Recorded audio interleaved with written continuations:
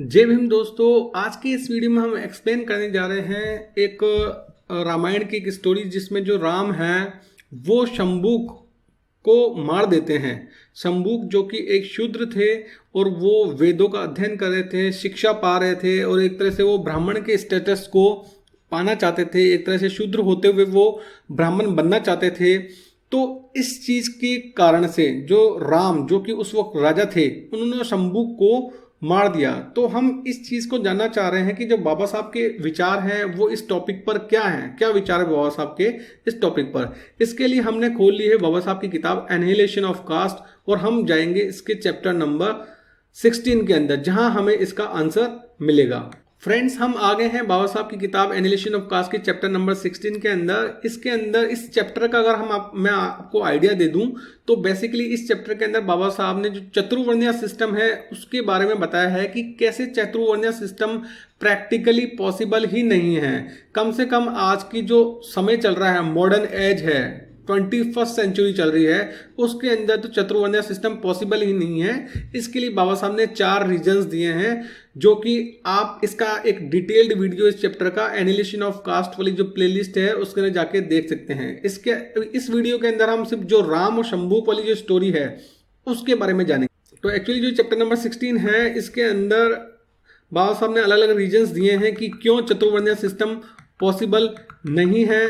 तो उसमें जो एक रीजन दिया है बाबा साहब ने कि जो चतुर्वर्णीय सिस्टम है अगर मान लो वो सोसाइटी पे लागू करना है तो उसके लिए आपको पीनल सैंक्शन मतलब कानून बनाना पड़ेगा। कानून के लिए सजा, मतलब अगर कोई चतुर्वर्णीय को फॉलो नहीं करता है तो फिर आपको उसके लिए पेनल सेक्शन बनाना पड़ेगा, उसके लिए पेनल्टी लगानी पड़ेगी, सजा देनी पड़ेगी एक तरह से। जो कि चतुर्वर्ण सिस्टम को नहीं मानता है उसको सजा देनी पड़ेगी।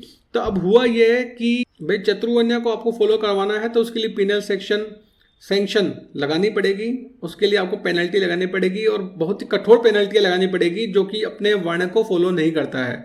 और ये प्रूव होता है जो रामायण है उसके अंदर राम ने शंबुक को मारा था। तो लोग राम को ब्लेम करते हैं इस चीज के लिए।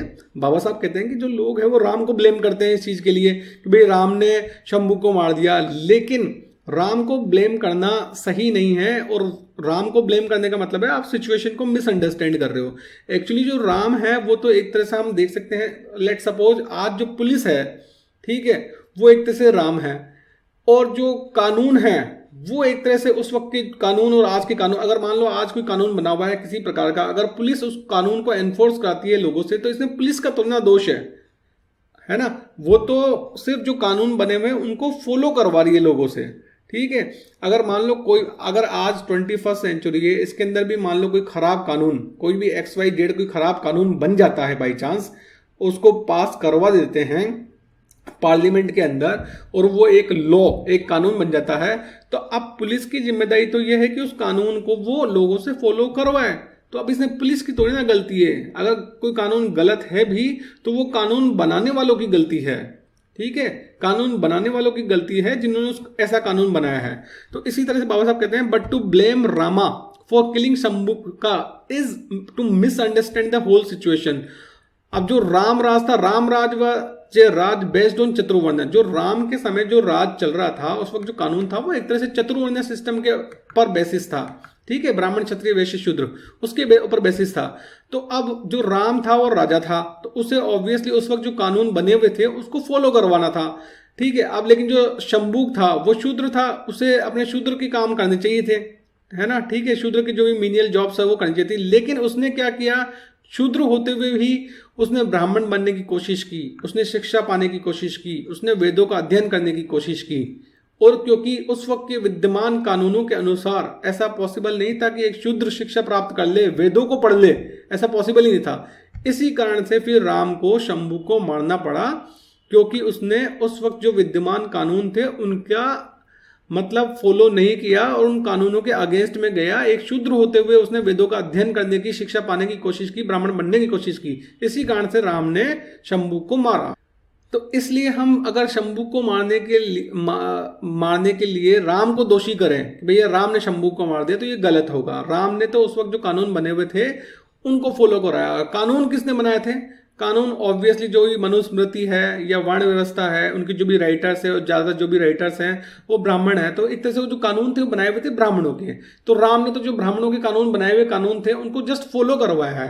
तो इस तरह से हम ये नहीं कह सकते कि राम की गलती थी, गलती थी जिन लोगों ने ऐसे कानून बनाए थे। और बाबा साहब आगे कहते हैं कि अगर वर्ण व्यवस्था को आज के समय में अगर फॉलो करवाना है तो इस तरह की ही हार्श कानून बनाने पड़ेंगे, तो ही वर्ण व्यवस्था चल सकती है, अदरवाइज नहीं चलेगी। इसी कारण से उस समय में जो राम ने शंभू को पनिशमेंट दिया, सीधे मृत्यु दंड दिया, उससे कम दिया ही नहीं। क्योंकि जो मनुस्मृति है वो ट्रांसग्रेसर का मतलब है जो लोग अपने वर्ण के बाहर जाके दूसरा काम करते हैं, उनके लिए हमेशा मनुस्मृति ने बहुत कठोर नियम बनाए हैं। अगर कोई शूद्र वेदों को सुन लेता है तो उसके कानों के अंदर मोल्टन धातु, मतलब जो पिघलता हुआ धातु डाल दिया जाता है।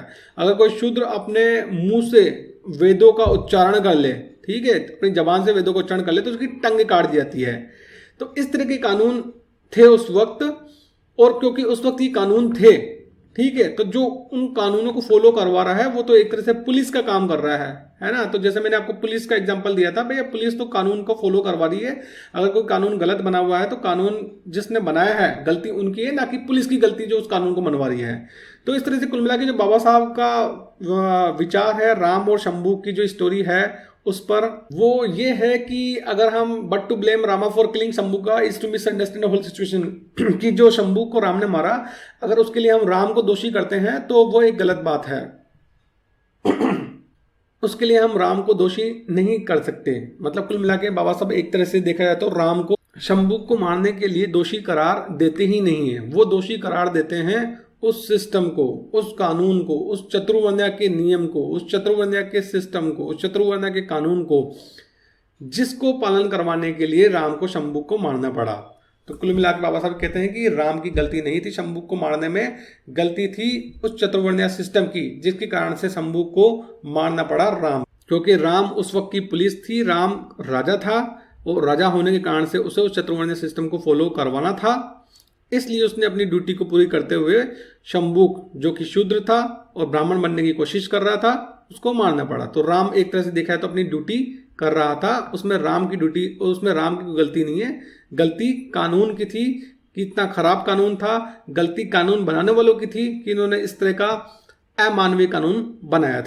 आई होप कि दोस्तों इस वीडियो के थ्रू आपको ये पूरी तरह से समझ में आ गया होगा कि जो राम और शंभू की जो स्टोरी है उस पर बाबा साहब के क्या विचार थे, बाबा साहब राम और शंभू की जो स्टोरी थी इसके बारे में वो क्या सोचते थे, इसके बारे में आपको कंप्लीटली समझ में आ गया होगा।